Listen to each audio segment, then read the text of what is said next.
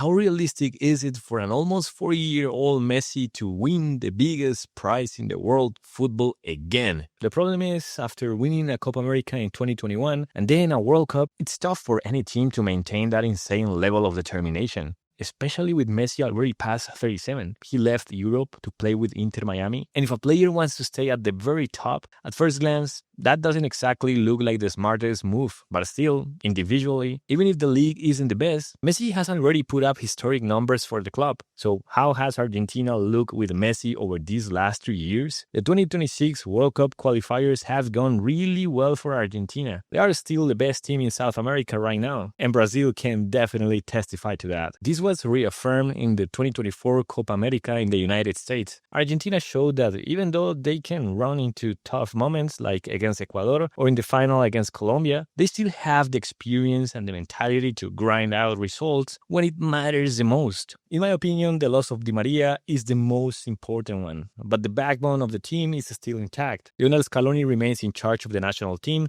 and Emiliano Martinez, who for me was the second most important player after Messi in winning the title, is still in great form. Other players like Cristiano Romero, McAllister, Julian Alvarez, and Lautaro Martinez give the team solidity across every line. I say there are a few possible scenarios, but overall, the balance leans more positive than negative. The first scenario is Messi leading Argentina to the title again as the main man. To be honest, though, I don't think that's the most likely outcome. This edition of the World Cup has more teams, which means an extra game to reach the final, more physical demands, and we already saw during the Copa America how tough that can be on Messi when his body couldn't handle the full load. A more realistic scenario for me would be Argentina winning the World Cup, but without Messi playing a decisive role. We've already seen that in the Copa America and in various qualifiers where he couldn't always play, but Scaloni proved that he's built a team capable of performing really well, even without Messi. If necessary, he could just use him in specific moments rather than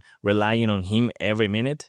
I actually think Argentina are the top favorites to win the next World Cup. Some people will say others like Spain or Portugal have shown better football, but to me, Argentina in tournaments is a whole different beast compared to Argentina in friendlies, qualifiers, or one-off games. This team has a competitive edge that's almost unmatched. Even if they don't play well, they have the experience and the individual talent to solve any match. From Martinez in goal to Messi or Lautaro up front, that makes beating them in a knockout game an incredibly tough task.